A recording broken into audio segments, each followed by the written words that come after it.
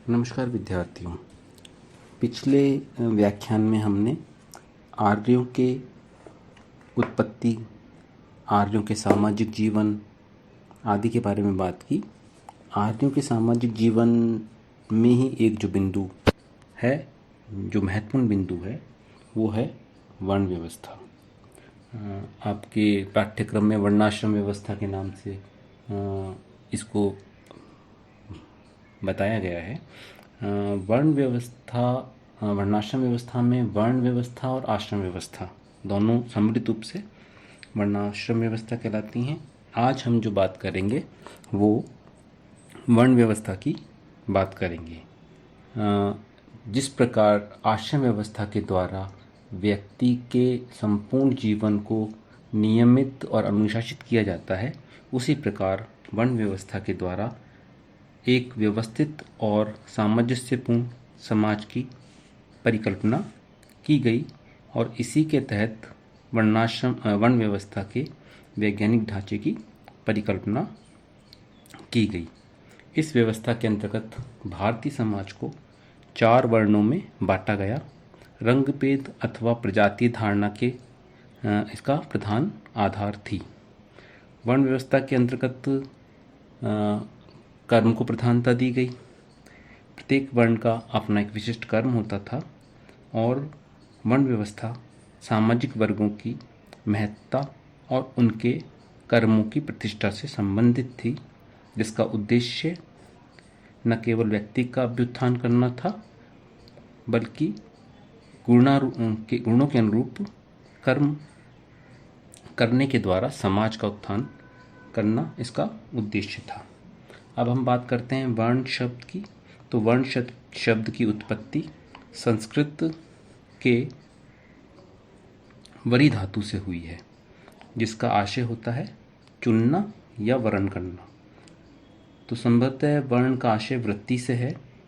किसी विशेष व्यवस्था के चुनने से वर्ण शब्द का सबसे पहले उल्लेख ऋग्वेद के पुरुष सूक्त से प्राप्त होता है, जो कि पूर्व वैदिक युग की सामाजिक संरचना के प्रारंभिक रूप को निर्देशित करता है। अब विद्वानों का मत अलग अलग इसमें है। कुछ विद्वान जो हैं वो ये बताते हैं कि ऋग्वेद में भी जन्म के आधार पर संगठित वर्ण व्यवस्था के साक्ष्य मिलते हैं। तो वर्ण व्यवस्था के बारे में बात करने से पहले हम ये कुछ तर्कों पे बात करेंगे, जिससे ये सिद्ध होगा कि वर्ण व्यवस्था ऋग्वेद में जन्म आधारित नहीं थी। तो पहले हम बात उन तर्कों की करते हैं और इसके साथ में हम उन तर्कों की जो आलोचना है वो करते हुए साथ में बात करेंगे। तो सबसे पहले ऋग्वेद के पुरुष सूक्त में ब्राह्मण को मुख से, राजन्य या क्षत्रिय को बाहु से या भुजाओं से, वैश्य को जंघाओं से और शूद्र को पैरों से उत्पन्न हुआ बताया गया है। इस प्रकार ऋग्वेद में चतुर्वर्णों का वर्णन मिलता है और उन्हें दैवी उत्पत्ति की बात की गई है। यही नहीं, उत्पत्ति के आधार पर यह भी कहा है कि चतुष्वर्णों में ब्राह्मण वर्ण सर्वोच्च था और शूद्र वर्ण सबसे निम्न वर्ण था। वर्णों के बारे में विभिन्न जो सिद्धांत हैं उनके बारे में हम आगे बात करेंगे। अभी केवल हम ये बात कर रहे हैं कि क्या ऋग्वेद में जन्म आधारित वर्ण व्यवस्था थी अथवा नहीं थी। तो ये जो पुरुष सूक्त है, जो लोग पुरुष सूक्त का सहारा लेते हैं, तो विद्वान कहते हैं जो पुरुष सूक्त है इसकी रचना बहुत बाद की है। ये जो है ये 10वें मंडल में है और ये जो पुरुष सूक्त की रचना जो है वो ऋग्वेद के बाद की रचना है, मतलब ऋग्वेद के अंतिम समय की रचना है। तो केवल इसके आधार पर यह निष्कर्ष निकालना कि प्राचीन ऋग्वैदिक काल में वर्ण व्यवस्था प्रतिष्ठित हो चुकी थी सही नहीं है, क्योंकि पुरुष सूक्त के अलावा ऋग्वेद में कहीं भी वैश्य और शूद्र शब्द का प्रयोग नहीं मिलता। इसलिए हम कह सकते हैं कि ये जो पुरुष सूक्त है केवल उसके आधार पर, जो कि बाद में कालांतर में जोड़ा गया ऋग्वेद में, हम जन्म के आधारित वर्ण व्यवस्था ऋग्वैदिक काल में सिद्ध नहीं कर सकते। दूसरी जो बात है कि ऋग्वेद में अनेक बार पंचजन्य शब्द का उल्लेख हुआ है। निरुक्त के उल्लेख है कि कुछ विद्वान पंचजन से 4 वर्णों और 5वें निषाद समुदाय का अर्थ निकालते हैं। इस आधार पर वे ऋग्वेदिक समाज में चतुर्वर्ण व्यवस्था को प्रतिपादित करते हैं। क्योंकि निरुक्त में एक श्लोक मिला है, उसमें लिखा है चत्वारो वर्णो निषादः पंचम इत्युपमन्यम। इसके आधार पर विद्वानों ने ये निष्कर्ष निकालने की कोशिश की है कि ये जो पंचजन्य शब्द है ये 4 वर्णों और 5वां निषाद समुदाय के अर्थ में आता है। परंतु जो इसकी आलोचना करते हैं वो कहते हैं कि पंचजन्य का अर्थ यह नहीं हो सकता, क्योंकि ऋग्वेद में अग्निदेव को पंचजन्य का पुरोहित कहा गया है, और यदि पंचजन्य में हम शूद्रों और निषादों को सम्मिलित कर लेंगे तो इस श्लोक के अनुसार इसका अर्थ आएगा कि अग्नि जो है वो शूद्रों का भी पुरोहित था, लेकिन ये बात तो असंभव सी है। इसी प्रकार ऋग्वेद में अन्य स्थान पर इंद्र को पंचजन्य बताया गया है और वहीं पर इंद्र से आह्वान किया गया है कि वो अनार्यों का वध करें। तो यदि इंद्र अनार्यों का वध करेंगे तो वो अनार्यों के देवता नहीं हो सकते। तो इस आधार पर ये जो मत दिया जाता है इसका भी खंडन कर दिया जाता है। तीसरी बात जो है, तो ऋग्वेद में कुछ अंशों के आधार पर विद्वान ये सिद्ध करने का प्रयत्न करते हैं कि ऋग्वेद में जैसे एक स्थान पर कहा गया है कि कुछ अब्राह्मण मिथ्याचार के द्वारा ब्राह्मण होने का दावा करते हैं। इससे ये विद्वान मानते हैं कि शायद उस समय ब्राह्मण होना जन्मजात होता था। इसी कारण कुछ विद्वान जो हैं वो ब्राह्मण होने का मिथ्या दावा करते हैं।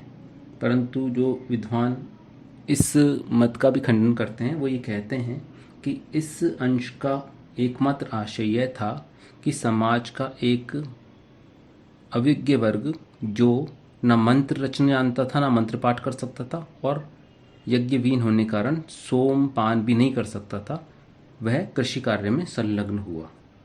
तो अब ये बात तो स्पष्ट है इन तर्कों से कि ऋग्वेद में वर्ण व्यवस्था जो थी जन्म पर आधारित नहीं थी। अब हम बात करते हैं कि वर्ण व्यवस्था का उद्भव कैसे हुआ होगा। तो क्या प्रारंभिक आर्य समाज में जब ऋग्वेद की रचना नहीं हुई थी या जब आर्य भारत में स्थापित हो रहे थे या उससे पहले, तो उस समाज में क्या वर्णों की आवश्यकता थी? तो विद्वान कहते हैं कि उस समय वर्णों की कोई आवश्यकता नहीं थी। क्यों? क्योंकि प्रत्येक आर्य जो था वो व्यक्तिगत रूप से देवों की उपासना करता था, यज्ञ करता था, तो किसी पुरोहित की आवश्यकता ही नहीं थी उस समय। इसी प्रकार एकमात्र युद्ध धर्म करने के लिए क्षत्रिय वर्ण की भी आवश्यकता नहीं थी, क्योंकि प्रारंभिक अवस्था में प्रत्येक व्यक्ति का युद्ध में भाग लेना जरूरी था। और ऋग्वेद में भी युद्ध भूमि में एकत्र होने वाली जनता का उल्लेख मिलता है। अब रही बात कि वैश्य वर्ण की या शूद्र वर्ण की, तो वैश्य शब्द का तो ऋग्वेद में पुरुष सूक्त को छोड़ के कहीं उल्लेख ही नहीं मिलता, और पुरुष सूक्त जो है वो बाद में जोड़ा हुआ है। बल्कि जो शब्द मिलता है वो मिलता है विष, और उस विष का प्रयोग होता है जन समुदाय। तो वो जन समुदाय तो कोई भी हो सकता है, चाहे ब्राह्मण हो, क्षत्रिय हो, वैश्य हो, कोई भी जन समुदाय के लिए इस शब्द का उपयोग किया जा सकता था।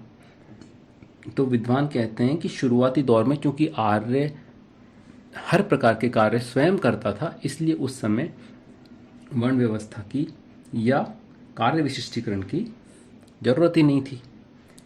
अब जब आर्य भारत में आए और स्टैब्लिश होने लगे, तब परिस्थितियों में कुछ परिवर्तन आया, क्योंकि अब जो परिस्थितियां थी वो बदल गई थी।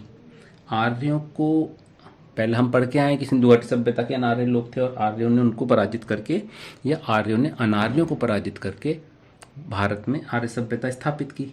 तो जब वो भारत में आए तो उन्हें बार बार पग पग पे उन्हें जो था वो अनार्यों से युद्ध करना पड़ा और आर्य चारों ओर से शत्रु से घिरे रहे। ऋग्वेद में भी इस बात का वर्णन मिलता है, जिसमें एक आर्य उपासक कहता है कि हम चारों ओर से दस्युओं से घिरे हुए हैं और वे मानव नहीं हैं, तो ए रिपुदमन उनका वध कर डालो, दास समुदाय का नाश करो।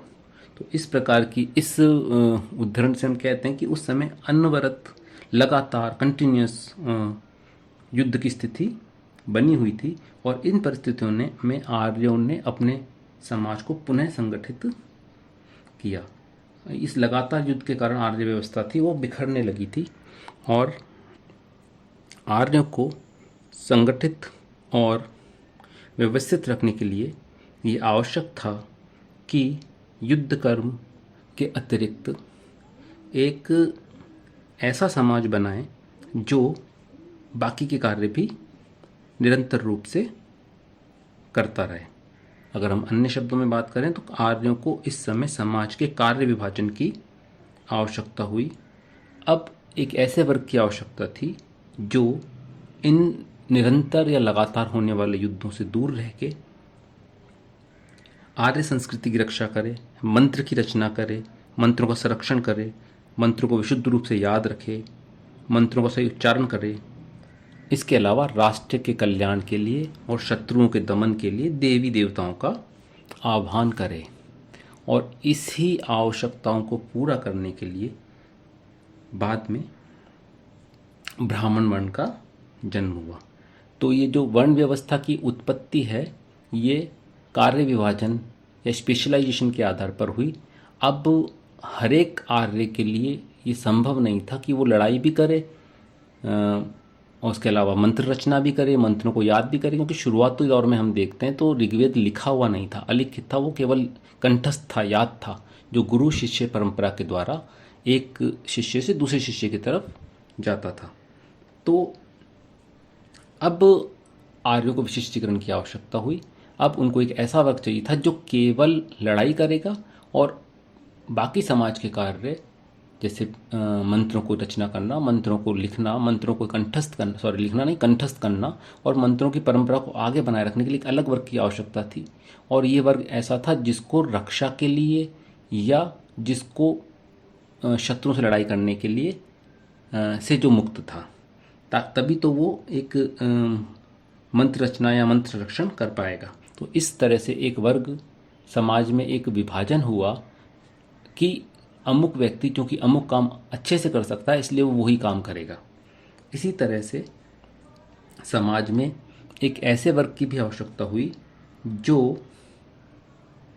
सब कामों से मुक्त होकर केवल युद्ध विद्या में ही विशेष योग्यता प्राप्त करेगा और अवसर आने पर, जो कि लगातार आ ही रहे थे क्योंकि लगातार अनार्यों से लड़ाइयाँ हो रही थी, जो कि इन अनार्यों से राष्ट्र के जन धन की संरक्षण करेगा, रक्षा करेगा। इसी से क्षत्रिय वर्ण का उदय हुआ और शेष आर्य जिस जनता जिसको विश्व शब्द जिसके लिए विश्व शब्द काम में लिया है, वो निश्चिंत होकर कृषि, वाणिज्य और दूसरे व्यवसाय के द्वारा राष्ट्र की आर्थिक उन्नति में संलग्न रहेगी और विविध आवश्यकताओं के अनुसार विविध सामग्री प्रस्तुत करती रहेगी। और कालांतर में ये जो लोग थे वो वर्ण व्यवस्था में वैश्य कहलाए। अब बचती शूद्रों की बात, तो शूद्रों की कैसे हुआ, तो युद्ध में जो लोग पराजित हुए या जो अनाधिकृत आर्यदास थे वो शूद्र कहलाए। आर्यों ने इन्हें अपने निम्न कार्यों के लिए नियोजित किया और शूद्र वर्ण उनके समाज का सबसे निम्न वर्ण था।